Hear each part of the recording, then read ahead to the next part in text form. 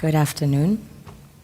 I am Malens, and I come from the richest country in the world. It is located in the richest continent in the world, in the west of the richest continent. My country is called Sierra Leone. On the surface, we are blessed with infinite beauty and abundance of flora and fauna, producing the most exquisite harvest of coffee, cocoa, fruits, vegetables, and caoutchouc. You name it, we've got it. We also have diverse wildlife and vast marine resources, and waterfalls and rivers that run into the most beautiful beaches. The land is golden, literally, a true paradise. Which, of course, is inhabited by the most beautiful souls.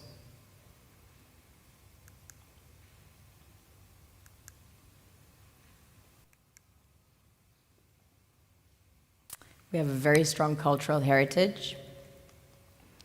In fact, Sierra Leone had the first sub-Saharan university.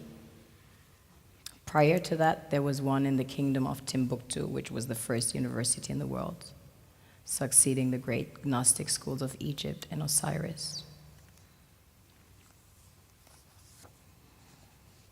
On a deeper level, we are blessed with the real treasures the kings and queens of this world desire.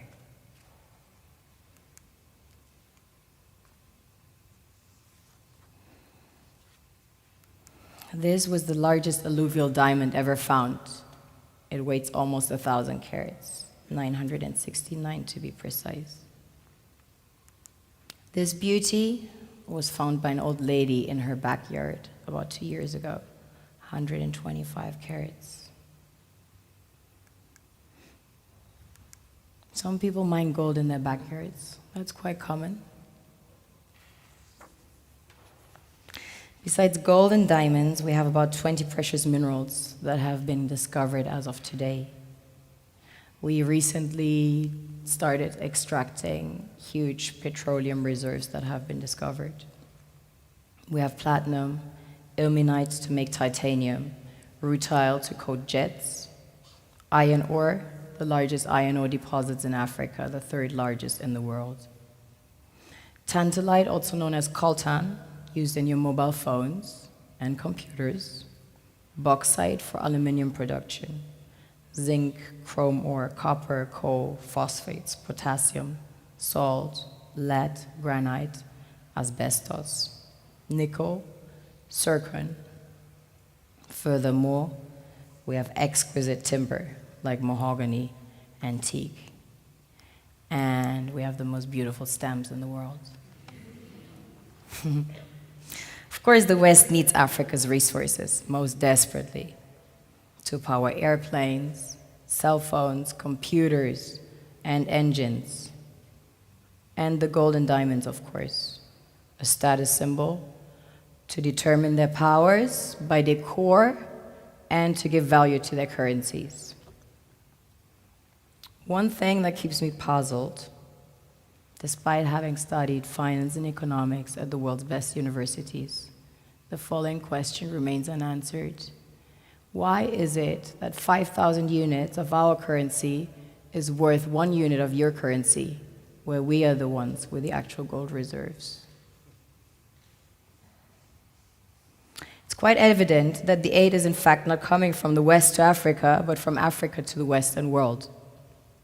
The Western world depends on Africa in every possible way, since alternative resources are scarce out here. So how does the West ensure that the free aid keeps coming? By systematically destabilizing the wealthiest African nations and their systems, and all that backed by huge PR campaigns, leaving the entire world under the impression that Africa is poor and dying and merely surviving on the mercy of the West. Well done, Oxfam, UNICEF, Red Cross, Life Aid, and all the other organizations that continuously run multi-million-dollar advertisement campaigns depicting charity porn to sustain that image of Africa globally. Ad campaigns paid for by innocent people under the impression to help with their donations. While one hand gives under the flashing lights of cameras, the other takes in the shadows. We all know the dollar is worthless, while the euro is merely charged with German intellect and technology, and maybe some Italian pasta. How can one expect donations from nations that have so little? It's super sweet of you to come with your colored paper in exchange for our gold and diamonds.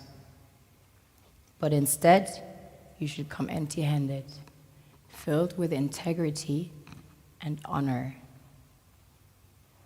We want to share with you our wealth and invite you to share with us. The perception is that a healthy and striving Africa would not disperse its resources as freely and cheaply, which is logical. Of course, it would instead sell its resources at world market prices, which in turn would destabilize and weaken Western economies, established on the post-colonial free meal system. Last year, the IMF reports that 6 out of 10 of the world's fastest growing economies are in Africa, measured by their GDP growth. The French Treasury, for example, is receiving about $500 billion year in, year out, in foreign exchange reserves from African countries based on colonial debt they forced them to pay.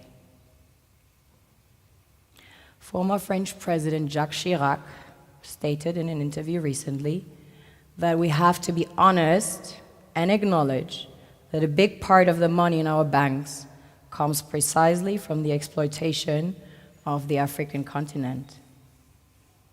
In 2008, he stated that without Africa, France will slide down in the rank of a third world power. This is what happens in the human world, the world we have created. Have you ever wondered how things work in nature? One would assume that in evolution the fittest survives. However, in nature, any species that is overhunting, overexploiting the resources they depend on as nourishment, natural selection would sooner or later take the predator out because it offsets the balance. Now that I shared my perspective with you, I would like to share my initiatives with you. As a Sierra Leonean, I'm a diamond expert. I find them in the rough. What nature created from the darkest substance, under the influence of heat and pressure, transforms into the strongest, most brilliant rocks.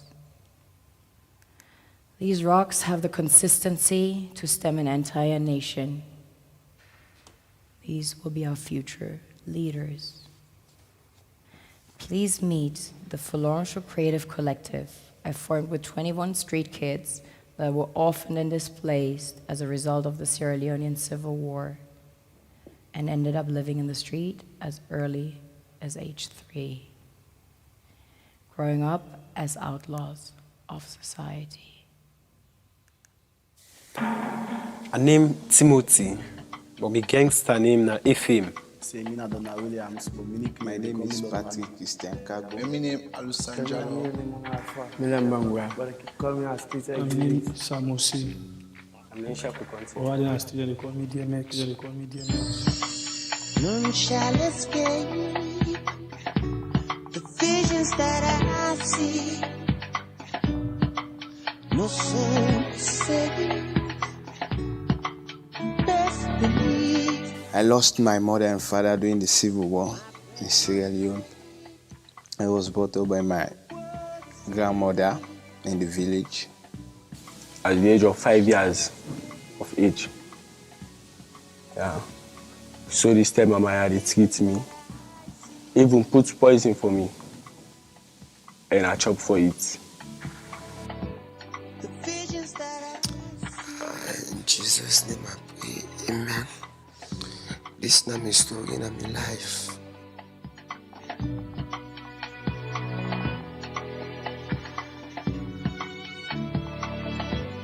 I would not the man who formed la base. Yes, I would not the first man who begin lock la base. Stay other gangster the Kaisai la base. And la base is it now. The team, all man fearful of the team. The visions that I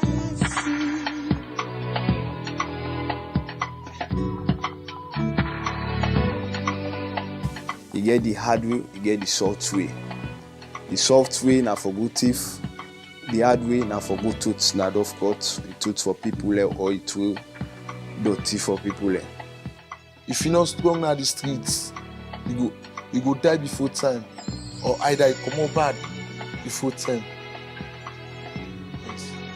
2001 when I come on the streets, I did do them bad, I did thief, I did job phone, I did do all them bad life. Till 2010, I can shoot my lens.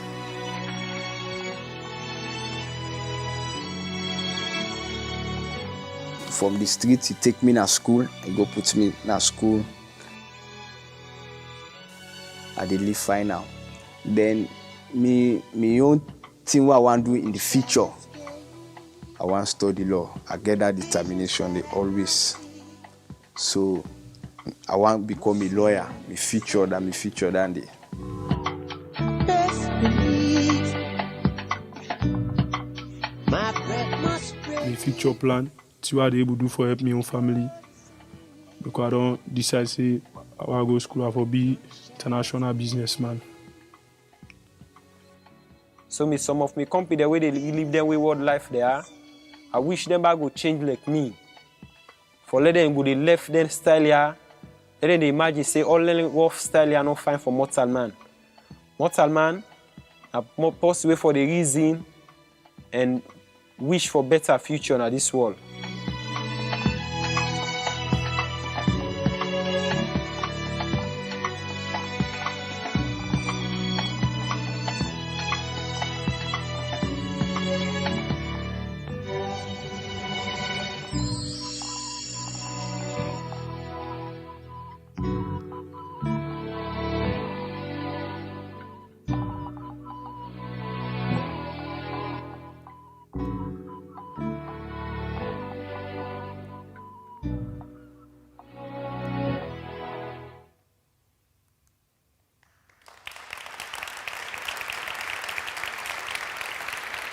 These guys are my biggest inspiration. Destiny brought us together. I met them by a chance encounter in 2010. 2011, they all started living with me, 21 in number. Wonderful things happen when creatives meet with mutual respect. How did we go about it? Creativity. That same creativity that ensured their survival under the most adverse circumstances in the streets is channeled into outlets such as art, music, film, and fashion.